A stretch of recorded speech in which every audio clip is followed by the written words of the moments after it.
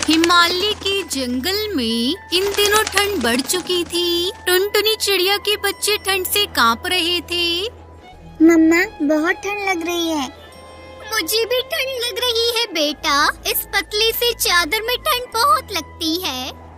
मम्मा, पापा से कहो ना, वो हमारे लिए एक रजाई खरीद कर लाएं। मम्मा, गोलू बता रहा था उसके पापा ने सबके लिए एक एक रजाई ठंड में ओढ़ने के लिए खरीदी है। कहानी में आगे बढ़ने से पहले एक माँ जो खुद तो भूखी सो जाएगी लेकिन अपने बच्चों को कभी भूखा सोने नहीं देती। दोस्तों, तो आज उस माँ के लिए इस वीडियो को लाइक करके चैनल को सब्सक्राइब कर देना, क्योंकि माँ से बड़ा इस संसार में कोई योद्धा नहीं होता है। तो उनके लिए चैनल को सब्सक्राइब और लाइक तो आम ही बात है। सुनहरी बिटिया, हम बहुत गरीब पक्षी हैं। हमारे पास इतने पैसे नहीं होते कि हम भी अमीर पक्षी की तरह रजाई खरीद कर अलग अलग ठंड में ओढ़े। तुम्हारे पापा और दादू काम पर गए हैं, आने दो उन्हें। मैं उनसे कहूँगी एक मोटा कंबल खरीद कर लाने के लिए। ठंड लग रही है मेरी बिटिया, आज किसी तरह सोने की कोशिश करो। रात हो चुकी है बेटा, सो जाओ, सुबह तुमको स्कूल भी जाना है। टुन्नू चिड़ौस का बेटा कालू कौआ अभी तक घर नहीं लौटे थे। तभी टूनी चिड़िया अपनी बहू टुनटुनी चिड़िया से कहती है, बहू, अरे बहू, अभी तक तेरे ससुर जी नहीं आए। सुबह कालू ने तुझसे कुछ कहा था क्या? नहीं माँ, इन्होंने तो मुझसे कुछ भी नहीं कहा था। हो सकता है काम ज्यादा होने की वजह से वो दोनों वहीं रुक गए होंगे। आप चिंता मत कीजिए माँ जी, वो सुबह आ जाएंगे। फिर सभी सो जाते हैं। अगली सुबह बंटी कबूतर की जोर जोर की आवाज से उनकी नींद खुली। अरे बहू, इतनी सुबह ये पानी वाला हमें क्यों आवाज दे रहा है? जाकर तो देख क्या बात है। अरे क्या हुआ? क्यों इतनी जोर जोर से दरवाजा पीट रहे हो? भाभी जी, सुबह सुबह मैं टहलने गया था तो नदी में मैंने आपके पति और टुन्नू भाई की लाश देखी जो नदी में बह जा रही थी। शायद रात को अंधेरा होने की वजह से वो दोनों नदी में गिर गए।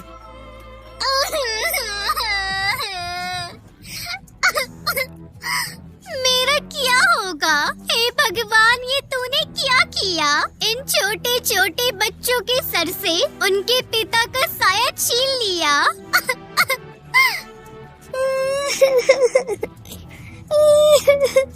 आप इस बुढ़ापे में मेरा साथ छोड़कर क्यों चले गए? मैं अकेले कैसे सबको संभालूंगी? संभालो अपने आप को आंटी जी, अब आपको ही अपना दुख भुलाकर बहू और बच्चों को संभालना होगा। मम्मा, क्या हुआ पापा को? किसने मारा? हमें कंबल नहीं चाहिए पापा, रजाइयाँ भी नहीं चाहिए। आप जल्दी से वापस आ जाओ। पूरा परिवार सदमे में था। 2-3 दिन गुजर गए। एक दिन आकाश में काले बादल छा गए, तेज हवाएं भी चलने लगी। मम्मा, लगता है बारिश होगी, ठंड भी बढ़ जाएगी। अब क्या होगा मम्मा? हमने जो सोचा था वो हुआ ही नहीं। कल सुबह हम दोनों मिलकर घर की थोड़ी मरम्मत कर लेंगे। हाँ माँ जी, आप ठीक कह रही हैं। अगर हम घर की मरम्मत नहीं करेंगे तो घर टूट जाएगा और बारिश शुरू हो गई तो फिर घर के अंदर बारिश का पानी आने लगेगा। लेकिन बारिश ने अगले दिन का इंतजार नहीं किया। रात होते होते बारिश शुरू हो गई। छत से पानी टपकने लगा। ठंड से बच्चे बुरी तरह से कांप रहे थे। बहुत ठंड लग रही है मम्मा। अचानक से टूनी चिड़िया चिल्लाती है, बहू, बच्चों को लेकर जल्दी बाहर उड़ जाओ, छत गिरने वाली है। टुनटुनी चिड़िया जैसे ही बच्चों को लेकर घर से बाहर निकलती है, घर की छत गिर जाती है और एक चीख सुनाई देती है, बहू। माँ जी क्या हुआ आपको? जवाब दीजिए माँ जी, बाहर निकलने की कोशिश कीजिए। कहाँ हैं आप? अंदर से कोई आवाज नहीं आई। टूनी चिड़िया मलबे में दबकर मर चुकी थी। माँ जी, मेरे ऊपर तो दुखों का पहाड़ टूट पड़ा। आज आपने भी मेरा साथ छोड़ दिया है। हे ऊपर वाले, हमसे ऐसा कौन सा पाप हुआ था जो आपने मेरे परिवार को एक एक करके अपने पास बुला लिया? टुनटुनी चिड़िया अपने दोनों बच्चों को लेकर भटकने लगी। वो एक चबूतरे पर बैठ गई। तभी वो सामने नदी के ऊपर देखती है, वहाँ बहुत सारे बैम्बू खड़े होते हैं। टुनटुनी चिड़िया सोचने लगती है, क्यों न मैं नदी में से बैम्बू निकाल कर इसका ही घर बना लूं। ऐसा करने से मेरे बच्चे ठंड से बच जाएंगे। फिर टुनटुनी चिड़िया ने नदी से बांस इकट्ठे किए। माँ, मैं भी आपके साथ बांस का घर बनाने में मदद करूँगी। हाँ हाँ, हम साथ में मिलकर अपना बांस का घर बनाएंगे। 2 दिनों की कड़ी मेहनत करके टुनटुनी चिड़िया ने अपना बांस का घर बना लिया। वाह मम्मी, आपने तो बहुत अच्छा घर बनाया है। फिर टुनटुनी चिड़िया अपने दोनों बच्चों के साथ बांस के घर में खुशी खुशी रहने लगी। ये कहानी सुंदरवन जंगल की है। जंगल में टुनटुनी नाम की चिड़िया अपने पति बंटी कबूतर के साथ अपने छोटे से घोंसले में रहती थी। तभी कुछ दिन बीत जाते हैं और बारिश का मौसम आता है।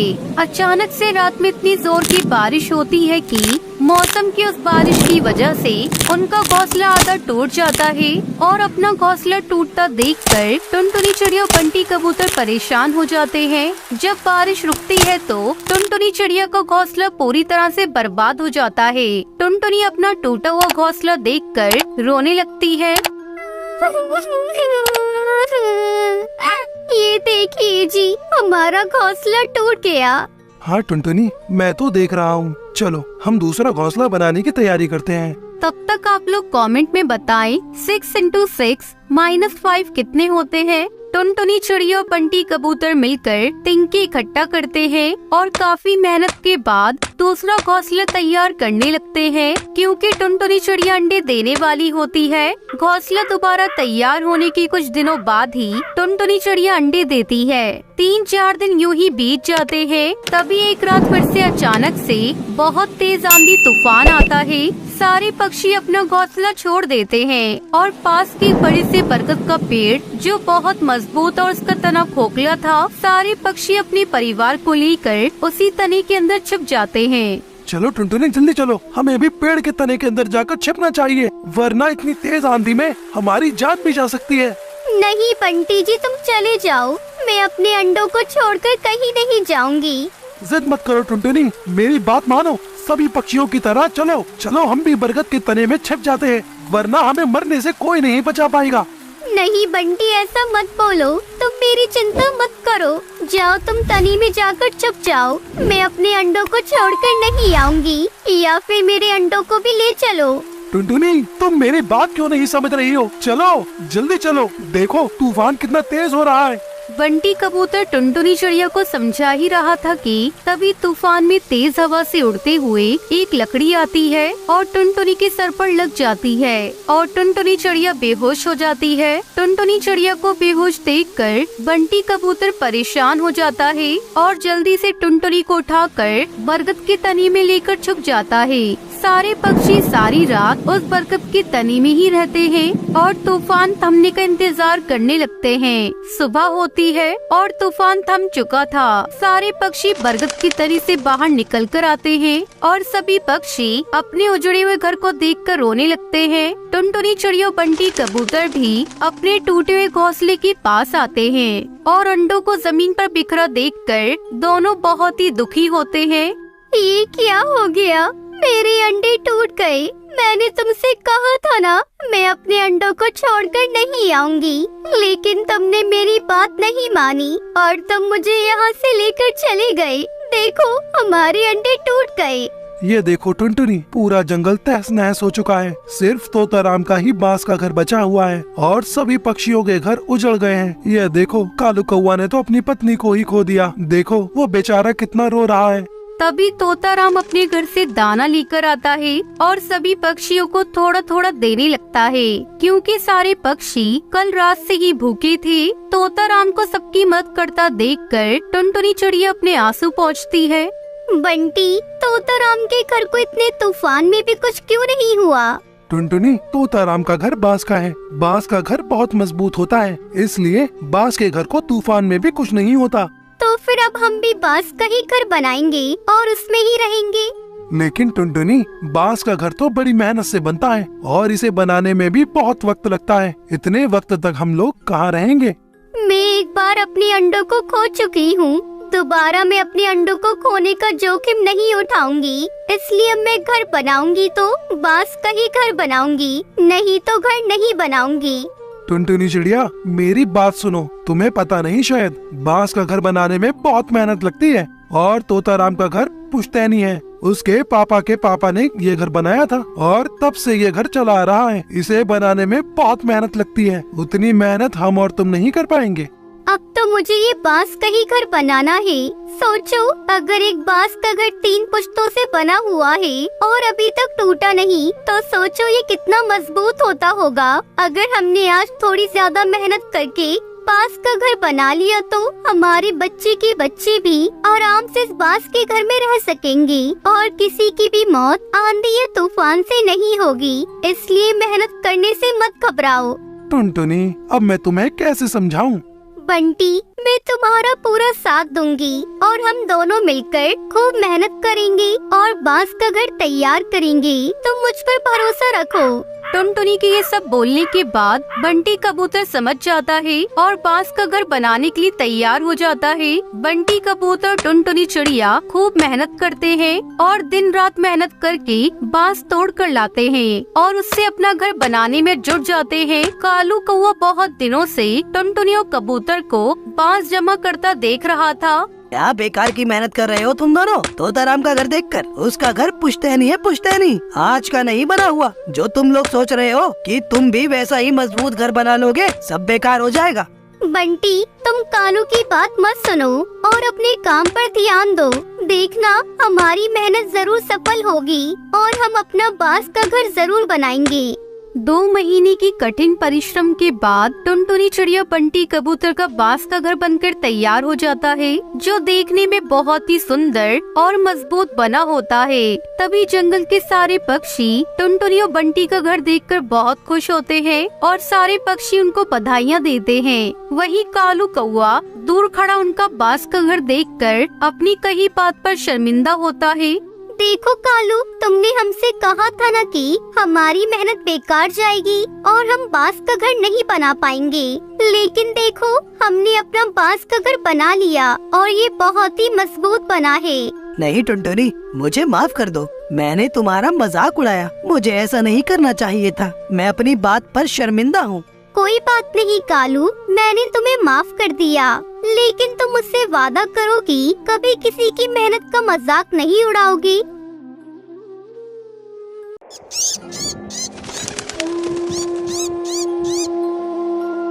सुंदरवन जंगल में टूनी अपनी सौतेली माँ सुंदरी कौवी के साथ रहती थी। टूनी की माँ की मौत टूनी को जन्म देते समय हो गई थी। तब टूनी के पिता ने उसकी देखभाल करने के लिए सुंदरी कौवी से दूसरी शादी कर ली थी। एक दिन, सुंदरी, मैं काम पर जा रहा हूँ, तुम टूनी की देखभाल करना। ये भी कोई कहने की बात है जी। मैंने आज तक आपको कोई शिकायत का मौका दिया है जो अब दूंगी। आप निश्चिंत होकर जाइए, मैं टूनी की देखभाल बहुत अच्छे से करूँगी। उस समय तक टूनी 2 साल की हो चुकी थी। टूनी के पिता के काम पर जाने के बाद सुंदरी फोन करके अपने आशिक को बुलाती है। कड़कनाथ, बहुत अच्छा मौका मिला है। टुन्नू काम पर जंगल चला गया है, अब वो 2-3 दिन बाद ही लौटेगा। तुम किसी तरह इस लड़की को ठिकाने लगा दो। देखो, तुम बात तो ठीक कह रही हो, लेकिन लड़की को घर में ठिकाने लगाएंगे तो पड़ोस वाले जान जाएंगे। तो तुम ऐसा करो, इस लड़की को जंगल में ले जाके ठिकाने लगा दो। किसी को कुछ पता भी नहीं चलेगा और अपना काम भी हो जाएगा। थोड़े दिन बाद इसके बाप से घोंसला अपने नाम करा लूंगी, तब उसे भी ठिकाने लगा देंगे। उन दोनों की सब बातें टूनी सुन लेती है। तुम बहुत ही गंदी माँ हो। मैं पापा को सारी बातें बताऊंगी। तुम इन अंकल से मिलकर मुझे और मेरे पापा को मारना चाहती हो। कड़कनाथ, जल्दी करो, इस लड़की ने हम लोगों की बातों को सुन लिया है। अब ये और खतरनाक हो गई है, इसे जल्दी ठिकाने लगाओ। टूनी वहाँ से भागने लगती है। तब कड़कनाथ तेजी से उड़कर उसे पकड़ लेता है। वो टूनी को घने जंगल में मारने के लिए ले जाता है। जैसे ही कड़कनाथ टूनी को मारने के लिए हथियार उठाता है। कड़कनाथ, इस लड़की को मारकर अपने हाथ गंदे मत करो, इसे इसी जंगल में छोड़ देते हैं, कोई जंगली जानवर खा जाएगा। वो दोनों टूनी को जंगल में छोड़कर घर चले जाते हैं। पापा देखो, माँ ने मुझे जंगल में छोड़ दिया। मुझे यहाँ बहुत डर लग रहा है, मुझे जल्दी घर ले चलो। तभी वहाँ एक बूढ़ा बाज आता है। वो जब टूनी को रोते हुए देखता है तो उससे पूछता है, बेटा, इस घने जंगल में तुम क्या कर रही हो? किसने तुम्हें यहाँ छोड़ दिया? दादाजी, मुझे यहाँ मेरी सौतेली माँ ने मरने को छोड़ दिया। लेकिन आप कौन है दादाजी? बेटा, मैं भी तुम्हारी तरह दुखियारा हूँ। मुझे भी मेरे बेटे ने जंगल में छोड़ दिया। दादाजी, यहाँ बहुत सारे जानवर हैं। मुझे डर लग रहा है।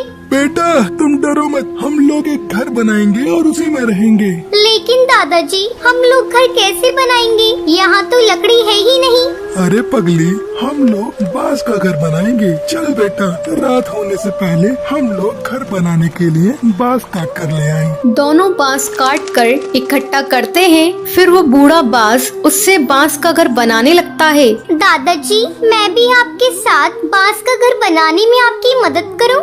हाँ बेटा, तू भी घर बनाने में मेरी मदद कर। दोनों रात होने से पहले एक बांस का सुंदर सा घर बनाकर तैयार कर लेते हैं और खुशी खुशी उस बांस के घर में रहने लगते हैं।